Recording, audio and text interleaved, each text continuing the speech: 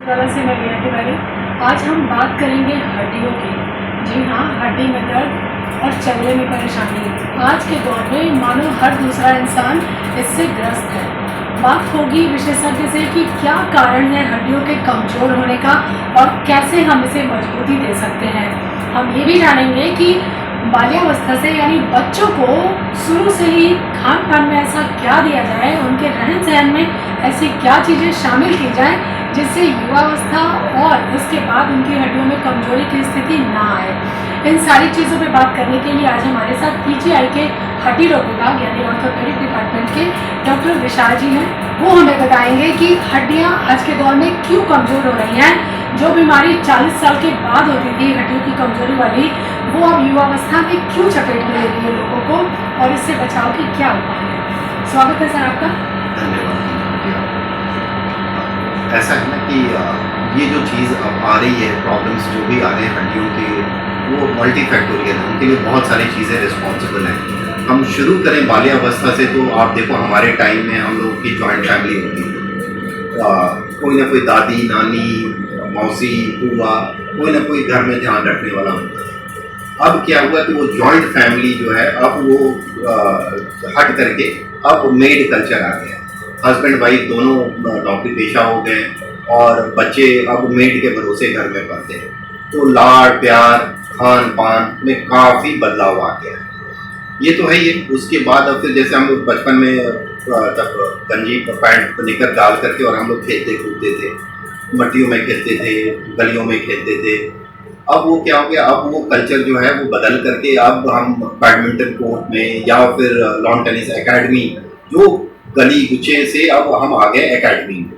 अब एकेडमी में भी बड़ा टाइम के हिसाब से महीने में आपको 4 स्लॉट 5 स्लॉट या हफ्ते मतलब 6-7 दिन का स्लॉट मिलता है। रेगुलर खेलते नहीं हो, नेचुरल गेम्स नहीं खेलते हो, आप वो गेम चूज करते हो जो आपके माँ बाप चाहते हैं या जो आपका कोच चाहता है। उसके बाद आ जाओ आप पढ़ाई का प्रेशर। पढ़ाई का प्रेशर आजकल इन दिनों इतना ज़्यादा हो गया है कि एक तो बच्चों को अच्छा खान पान नहीं मिलता। पहले हम लोगों को गाय भैंस बंधी होती थी घर द्वार पे और मिल जाता था नेचुरल तुरंत दूध।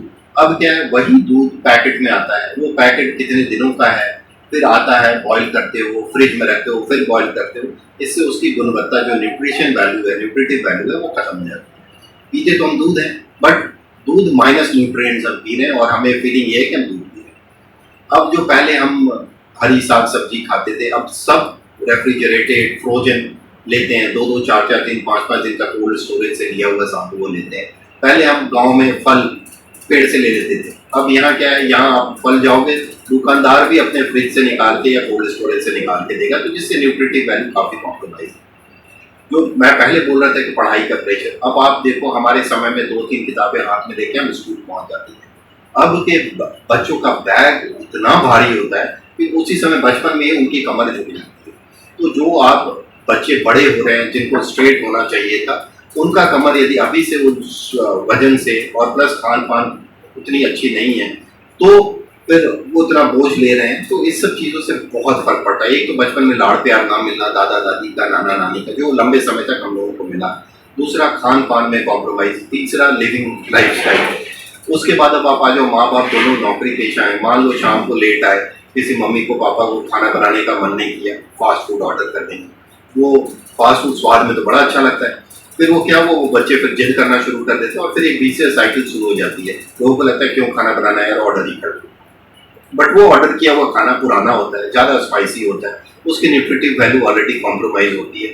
तो इन सब चीज़ों से मतलब अब आज नेक्स्ट रीजन है कि हम एसी कल्चर में, जब हम एडल्ट होते हैं, नौकरी पेशा होते हैं, तो पहले हम जैसे बाहर काम करते थे, अब वो एसी में आते हैं हम लोग, बैठ के डेस्क जॉब हो गया, तो मोनोटोनस लाइफस्टाइल हो गई है, खान पान कॉम्प्रोमाइज हो गया है।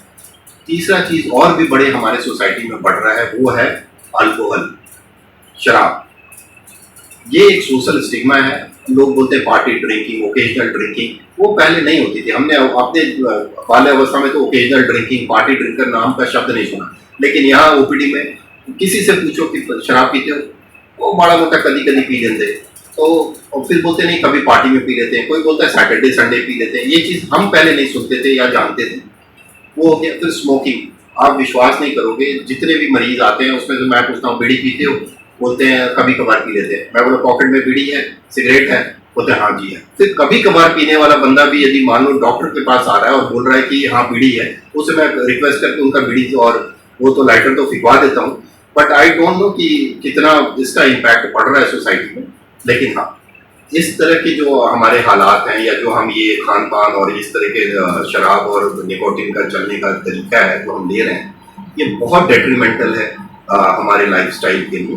तो इन सब चीज़ों पे हमें काम करने की ज़रूरत है। कुछ चीज़ें तो हम काम कर नहीं सकते, अब जो न्यूक्लियर फैमिली हो गई वो तो होगी, लेकिन मेड को हम सिखा सकते हैं अच्छा खाना बनाओ, और मदर फादर में से कोई एक इनिशिएटिव ले सकता है ऑल्टरनेट बेसिस पे ही कि बच्चों को अच्छा खाना खिलाया जाए, जंक फूड फास्ट फूड ना दिया जाए या कम से कम दिया जाए। और जो हम अपने एसी से थोड़ा देर निकल करके हम बाहर अपने आप को थोड़ा स्ट्रेचिंग कर लिए, सुबह शाम थोड़ी वॉक कर ली, फ्रेश हवा ले ली, उसके बाद है कि हम अल्कोहल निकोटिन का त्याग कर सकते हैं। ये सब चीज़ करेंगे तो हमारा बोन हेल्थ आज के दिन में जो है उससे बेटर होने का गुंजाइश 100%। सर किस तरह की एक्टिविटी हम करें, क्योंकि मैक्सिमम काम तो हमारे बैठ के करने वाले हैं जैसा कि आपने बताया, तो हम अपने वर्किंग कल्चर में से कितना टाइम निकालें और उस दौरान कौन सी ऐसी एक्टिविटी करें जो हमारी हड्डियों को मजबूती दे। ऐसा है ना कि एक्सरसाइज नहीं करना तो एक बहाना है इस लाइफस्टाइल का। यदि हम चाह सकते हैं तो हम करेंगे भी। There is a will there is a way. अब जैसे मान लो कि किसी की ऑफिस 8 बजे 9 बजे शुरू होती है, वो सुबह उठे 1 घंटा वॉक कर ले, जिम कर ले, ओपन एयर एक्सरसाइज कर ले, स्विमिंग कर ले, साइकिलिंग कर ले, ऑप्शंस बड़े हैं, but it should be done मेरे हिसाब से इन फ्रेश एयर। ये नहीं कि जिम में जा करके और एसी में हम कर रहे हैं, उसमें फिर वो बात नहीं है जो कि एक ओपन एयर एक्सरसाइज में है। वो कर सकते हैं। मान लीजिए कि शाम को आए, शाम को आपके पास टाइम मिल रहा है तो आप 5 किलोमीटर, मेरे हिसाब से कम एक एडल्ट को 5 किलोमीटर पर डे चलना चाहिए, and that walk should be brisk walk. इसके लिए क्या गाइडेंस है कि उतना वॉक आदमी को करना चाहिए कि जब रुके तो आदमी की आवाज में थोड़ी लड़खड़ाए, मतलब एक सांस में नहीं बोल पाए। दूसरा, हल्का स्वेटिंग हो, तब पता लगेगा कि हाँ आपकी जो वॉक है वो एडिक्वेट वॉक। इतना एटलीस्ट हमें करना चाहिए। अब मान लो कि जो ऑफिस में बैठते हैं उनको जब भी 1-1.5 घंटा डेस्क जॉब कर लिया, उसके थोड़ा उठ करके स्ट्रेचिंग कर ली, थोड़ा उठ करके पानी पी लिया, कुछ हल्का फ्रूट्स खा लिया, वहाँ के जो किचन से जितना नेचुरल से नेचुरल हो सके उतना खाना खाया, फास्ट फूड नहीं खाया, जंक फूड नहीं खाया। क्योंकि ऑफिस में काम करने वाले लोग बड़े जंक फूड, जो इनके ऑफिस में ही रेस्टोरेंट है, जिनके ऑफिस में ही कैफेटेरिया है, वो बड़े जंक फूड खाते हैं। वो हम अवॉइड कर सकते हैं। अपने घर से खाना ले गए, हम अपने घर से फ्रेश फूड्स ले गए, ये करेंगे तो छोटी छोटी चीज़ें हैं। If you inculcate these into our lifestyle daily है तो हमारे बोन हेल्थ काफ़ी सुधर सकती है। सर क्या मोटापा भी जिम्मेदार है हड्डियों की कमजोरी के लिए? मोटापा बहुत हद तक जिम्मेवार है हड्डियों की बीमारी के लिए। यदि कोई आदमी या औरत मोटी है, इसका मतलब कि उसका खान पान पे ध्यान नहीं, बहुत इरेटिक है वो। क्योंकि मोटा आदमी तभी होगा जब या तो बहुत चावल खाए, बहुत चिकना चीज खाए, या चीनी खाए, या कोई बीमारी है उसको। यदि बीमारी है तो बीमारी का तो इलाज है। मान लीजिए किसी को थायराइड की प्रॉब्लम है तो उसके लिए थायराइड की दवा है उपलब्ध, उसके लिए मतलब एडिक्वेट चिकित्सीय परामर्श लें और वो ठीक हो सकता है। लेकिन खान पान को रेगुलर करना, कुछ भी मिल गया वो खा लिया, कभी भी खा लिया, ये सब चीज़ नहीं होनी चाहिए। एक नियमित ढंग से सुबह ब्रेकफास्ट किया, दोपहर का लंच किया, रात को डिनर किया, शाम को कुछ स्नैक्स ले लिया, कुछ हल्का फुल्का टिफिन कर लिया, वो कर सकते हैं। बट ये नहीं है कि आप कभी भी कुछ भी जो मिले वो खा ले रहे हैं, जो मिले वो पी ले रहे हैं, ऐसा नहीं होना चाहिए। अब हम गए ऑपरेशन थिएटर में, वहाँ कोल्ड ड्रिंक पिला, पी लिए, तो ये सब चीज़ें तो लाइफ में आगे नुकसान देगी। एंड हाँ, obesity is both a reason and a manifestation of bad health. जैसा कि डॉक्टर विशाल ने बताया कि हड्डियों की कमजोरी के लिए एक नहीं अनेक कारण हैं, और हम उन अनेकों कारणों में से मैक्सिमम चीज़ें प्रतिदिन कर रहे हैं। हमारा खान पान गलत हो रहा है, हमारे रहन सहन का तरीका गलत है, हमारे सोचने की भी क्षमता प्रभावित कर रही है इन चीज़ों को, क्योंकि तनाव भी कहीं ना कहीं से मोटापा के लिए जिम्मेदार होता है। और मोटापा को उन्होंने बताया कि वो हड्डियों की कमजोरी का मेजर कॉज है। तो यूथ को सचेत होने की ज़रूरत है, क्योंकि देश के वो भावी भविष्य हैं। तो हम यूथ पे ज़्यादा फोकस कर रहे हैं, लेकिन सचेत होने की बात तो हर वर्ग के लिए है, बच्चे हो, बड़े हो, बुजुर्ग हो, सभी के लिए हड्डियों की मजबूती बेहद ज़रूरी है। क्योंकि हड्डी मजबूत होगा तभी शरीर मजबूती से काम करेगा, खड़ा होगा। तो ध्यान रखने वाली बातें ये हैं कि अपने खान पान में हमें हरी साग सब्जियाँ और फलों की मात्रा बढ़ानी होगी, प्रोटीन और कैल्शियम के इंटेक ज़्यादा लेने होंगे, अपने रहन सहन की प्रक्रिया को भी संतुलित करना होगा, व्यायाम को अपने नियमित रूटीन में शामिल करना होगा ताकि हड्डियों को मजबूती मिल सके। तो बने रहिए चंडीगढ़ से अमर उजाला के साथ, मीना तिवारी के साथ। धन्यवाद।